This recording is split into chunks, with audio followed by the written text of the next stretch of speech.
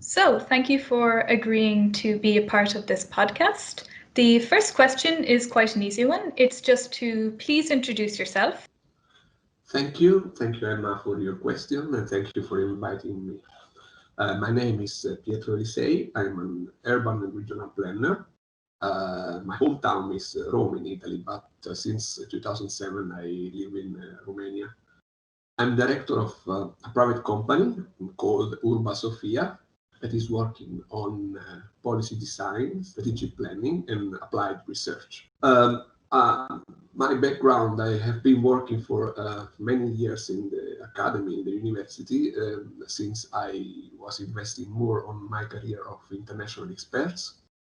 I'm external expert for the European Commission on the program URBACT and on the new one on urban innovative actions. And since last week, I'm even president-elect of the ISOCARP, the International Society of City and Regional Planners. It's a global association that is including practitioner, researcher, and people working in the public administration.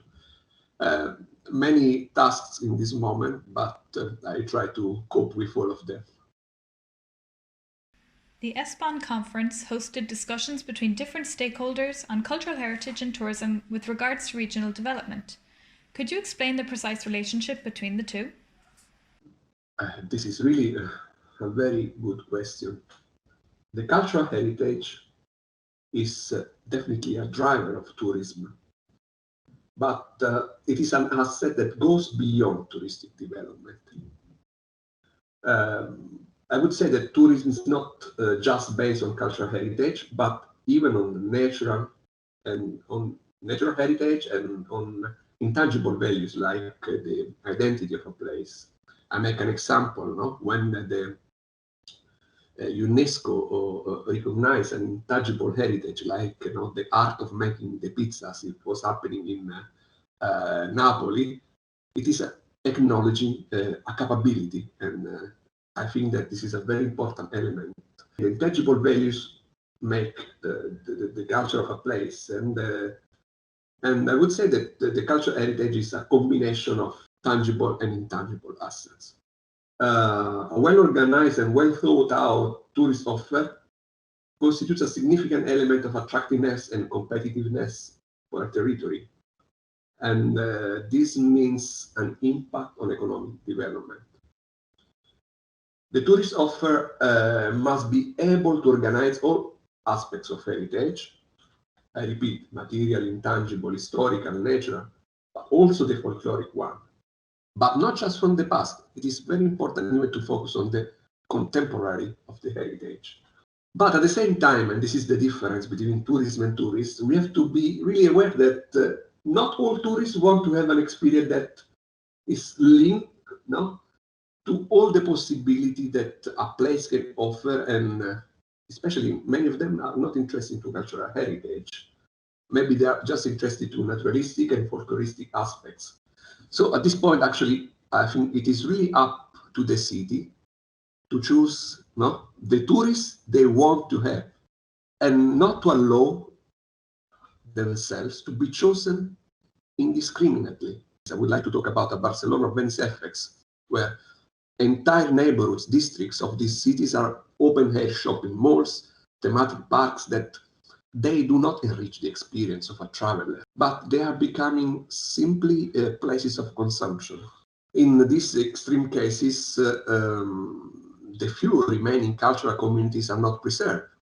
And in this kind of situation, there is the need to even regenerate, refresh the idea of tourism. So to go back to beyond the rapid consumption of the city, and to go towards the cultural and cognitive added values that a cities can provide. So the experience in a city can provide. Tourism without rules brings economic benefits to very few people, but a very strong environmental impacts for the entire community. And even it is affecting the quality of life of citizens. I mean, decreasing the quality of life. For sure, cultural heritage, I repeat, in all its aspects, tangible, intangible, natural, as we said before, should be advocated as enabler for sustainable regional growth. I mean, at least including two main ways: sustainable tourism practices and even smart specialization strategies to unlock the potential of heritage as a driver for innovation, that is, led local innovation, regional development, and research even on how to improve this kind of strategies based on smart specialization. And finally, I would say that culture and cultural heritage can make fundamental contribution to shape identity and protect and enhance the community dialogue in a city.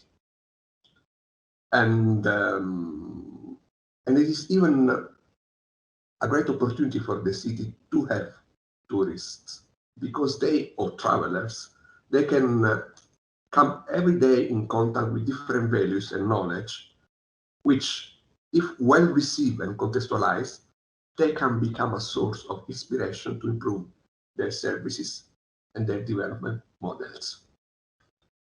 So this is being recorded in the year 2020, and the current COVID-19 pandemic has greatly affected tourism.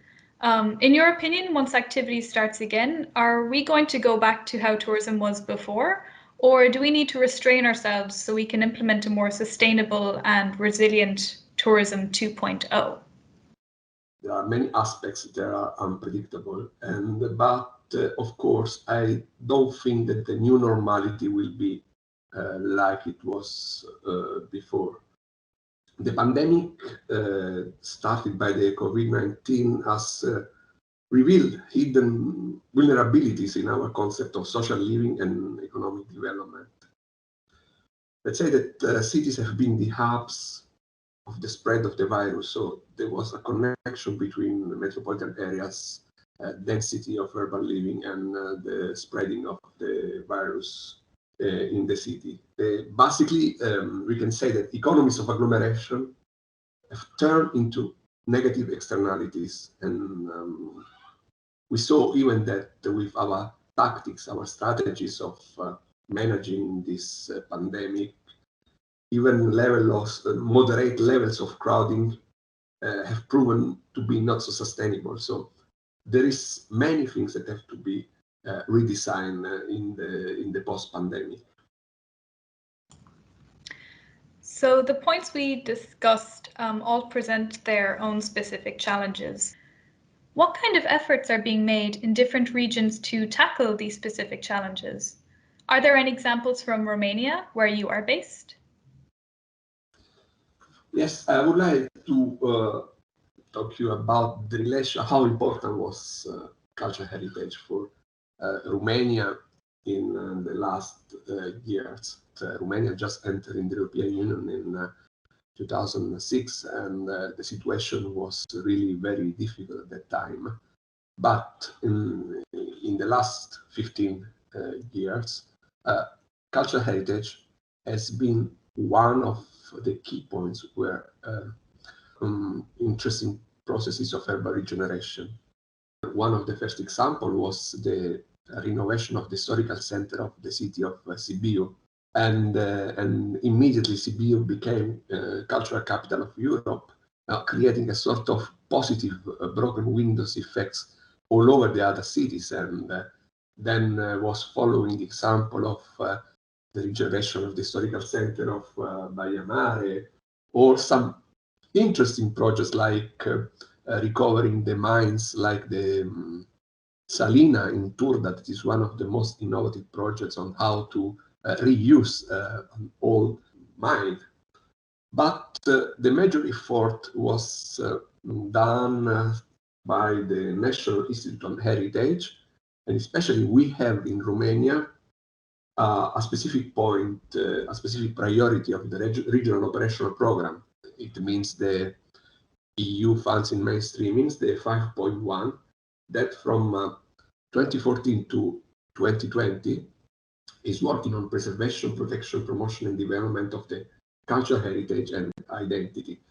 And what could happen if regions don't implement spatial planning strategies to reinforce sustainable tourism?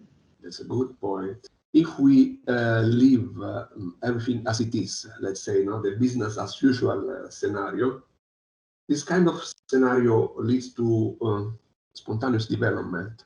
And it means that urban sprawl, cities that are not under control, it means what is happening with this kind of B&B effects, that historical centers are just for tourists, and people are moving to peripheries, and with incredible change on the real estate value of apartments. So really making almost impossible to have proper housing policies at urban level, and the very important impact on the environment that masses of tourists can bring to our cities, and really not destroying the life of the communities in the city.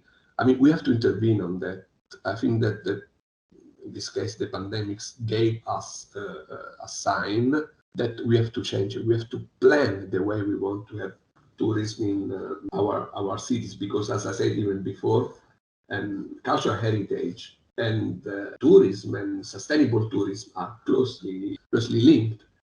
And cultural heritage can have a positive impact on sustainable tourism, while tourism can be sustainable only if it is going to include more interaction with the local culture and the local environment. Could you tell me more about what additional findings the conference brought forward to these topics?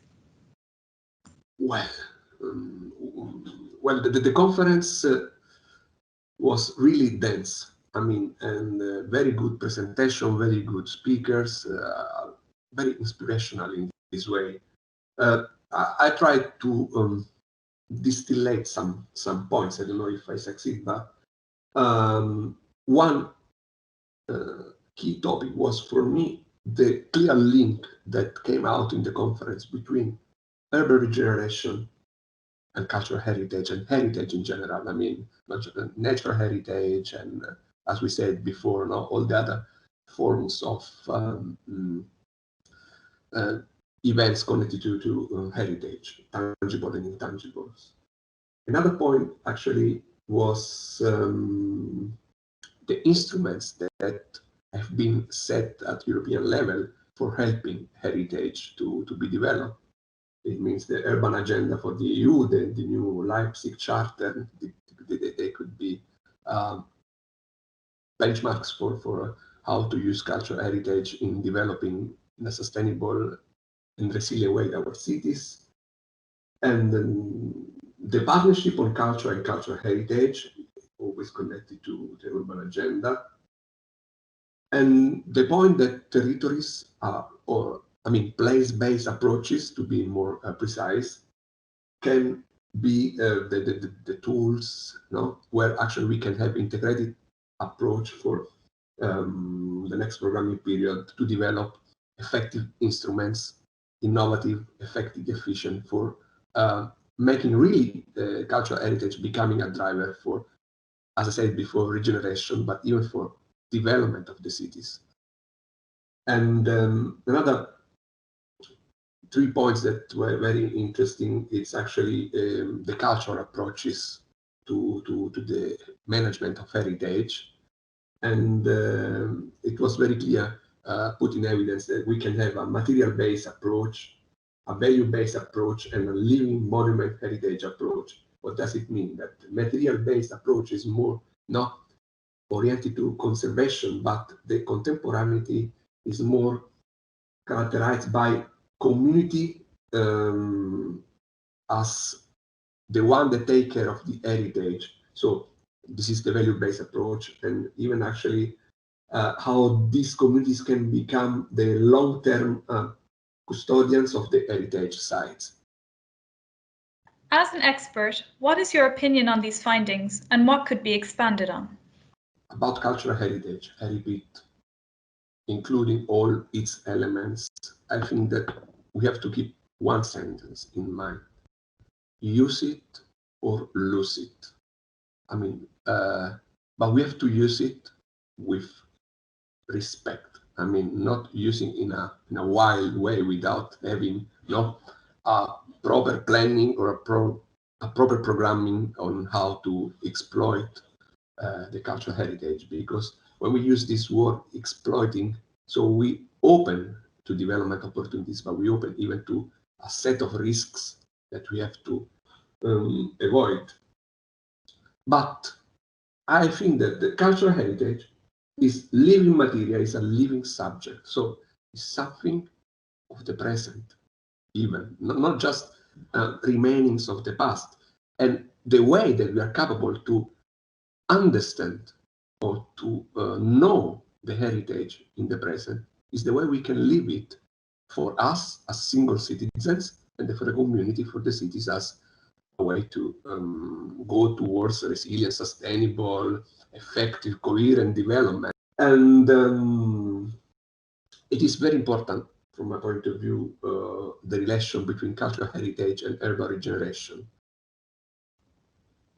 I think that it is very important to reuse these spaces that we have from the industrial period, like abandoned industries in the cities or brownfields, because they can, through temporary uses, be an opportunity for unemployed people or young people. No, it means that we can install there some experiences at the beginning, even beyond the market rules, in order to create local economy, just using the space, or the value that is in using the spaces and transforming them in places for economic development. And this point, another very important point, is actually the relation between the cultural heritage and the technology. I mean, the digital society.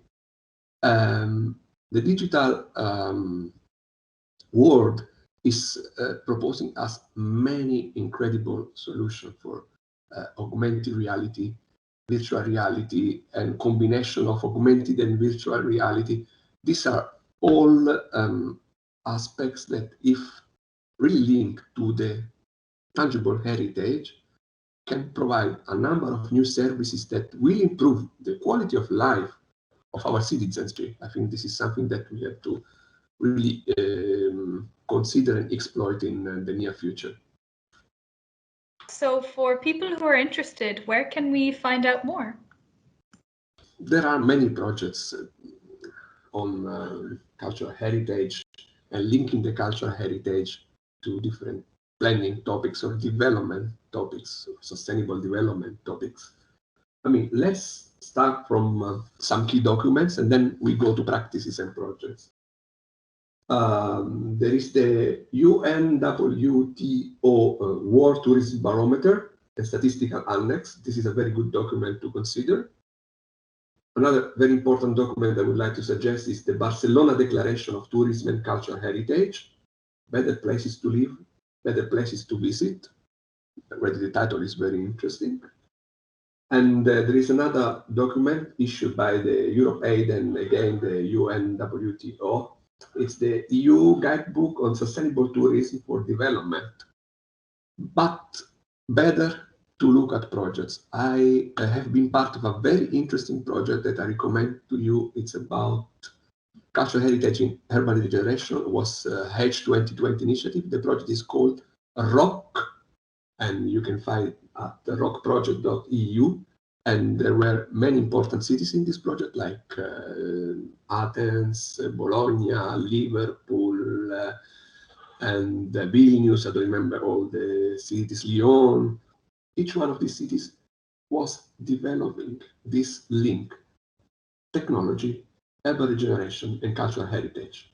This is really a very good project. Another project, it's very interesting now, is called InnoCastle. This is an Interreg Europe project, and again, is building upon cultural heritage in order to get sustainable development. Another applied research project that is starting on cultural heritage, but is looking even to peripheries, is called Open Heritage, and this is always an H2020 project.